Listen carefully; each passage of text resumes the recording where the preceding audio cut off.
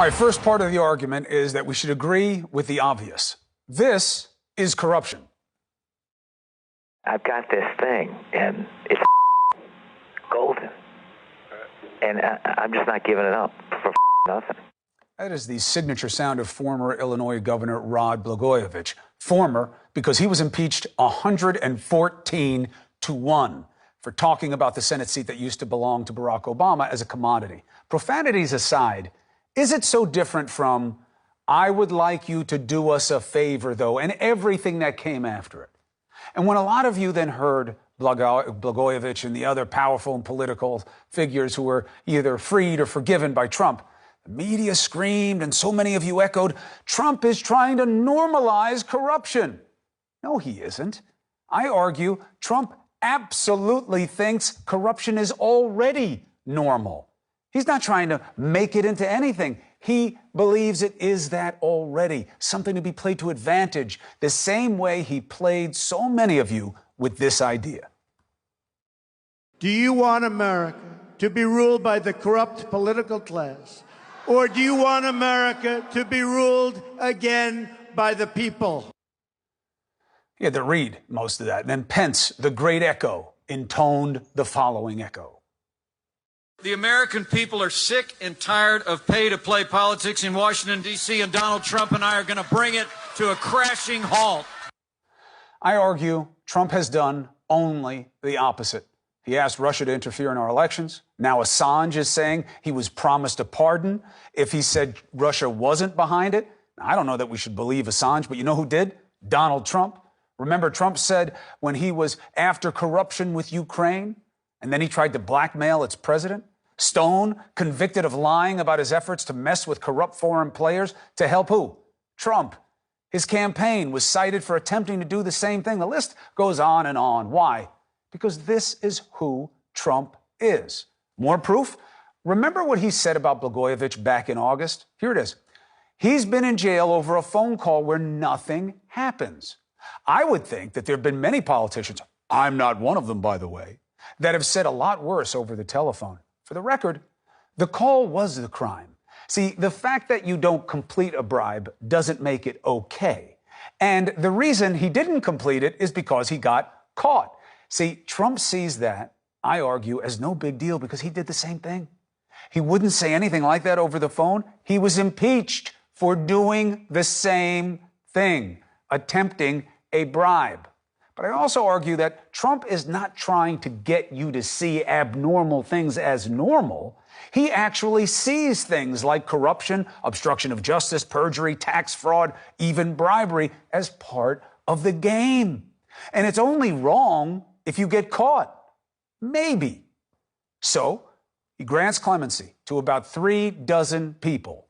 And they have overwhelmingly been people with a direct line to the White House or who served as political chits.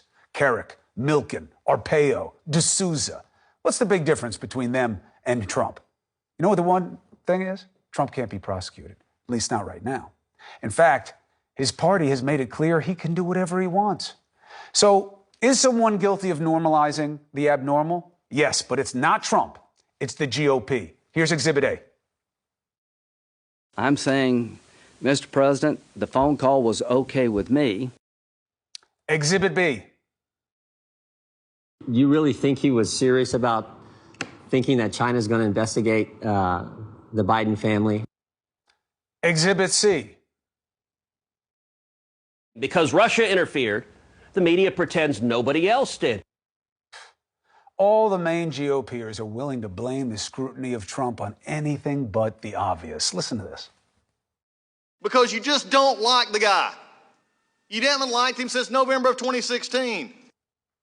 No, he's got it backwards. You guys are the ones who didn't like him back then. Cruz without the beard. Graham basically called Trump thoroughly corrupt when they were campaigning, and worse.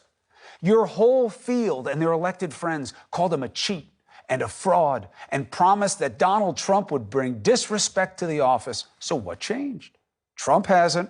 Not a bit. What changed is the party is now feeding off the teat of fealty. I argue the GOP is no longer grand. The mighty pachyderm is packing it in. In fact, Trump is not a member of the GOP. You are all now part of the Trump organization. You sound more like representatives of his failed casinos than people elected to check his power. That is my argument. You call it fealty, which you're right, I'm sure. I just call it hypocrisy. It's a party of hypocrites now. And I know that sounds harsh, and people are going to say that I'm being partisan, but I'm not. It's the truth. It's a party. You are exactly right when you say Donald Trump has not changed. What changed are the lawmakers, are the people who somehow came over to his side because they want power or because of fear. They're afraid of him. The people who remain the same and are not afraid of this president are called, they're called, Trump derangement. They have Trump derangement syndrome. Never Trumpers. Never Trumpers. It's like, no, Donald Trump has not changed. You changed. So what does that say about you that you changed and Donald Trump didn't when you hated him before? Yeah, that's the point I'm trying to get to, which is, the idea of he's normalizing corruption. Yeah. That assumes that he's trying to put one over on you. Right. He isn't. He never put one over on you. He sees these things as normal. Corruption is normal. He's always done it this way. That's why he continues to. Blagojevich didn't do anything wrong, Don, because he didn't get caught doing anything wrong. Yeah. What's the big deal? Yeah. That, in his mind, is legit. I promise you, he's not selling anybody any jive about what he really thinks when he thinks something else. This is his truth. Well, this is an aside just about Rod Blagojevich. And I was in Chicago when Rod Blagojevich was governor and when Barack Obama was coming to prominence. And I had just come to CNN when he tried to sell that seat. I have to say that Rod Blagojevich did something bad, but there are plenty of people, even on the Democratic side, who believe that what happened to Rod Blagojevich was he should have gone to jail, but that his sentence was harsh. Dick Durbin, the senior senator from Illinois, thinks the same thing as well. I'm not here. I can't say I'm an anchor, so I can't say whether it's true or not. But there are plenty of people on the Democratic side. I don't know if they thought that his sentence should be commuted, but they thought that his sentence was harsh. So that's just as an aside. Two things. One, he fought, okay? Right. When you fight, the penalties go up. They had to try him twice. And people may not like the rule. Dershowitz was arguing that a lot with Roger Stone. If you fight, they throw the book at you. Number two, let's say his sentence was too harsh. Here's the problem that still remains with this move. Do you know how many people are suffering under too harsh punishments right now? And these are the guy they pick out. Congressman tonight from the GOP argue. You will find no argument with me there. This is the president's way of getting improper sentencing on the agenda with high-profile pardons of white political class swamp guys from D.C. and elsewhere. Yeah. That's how you bring awareness to what's going on with drug sentences all over the country and all other kinds of garden variety felonies and misdemeanors. Give me a break.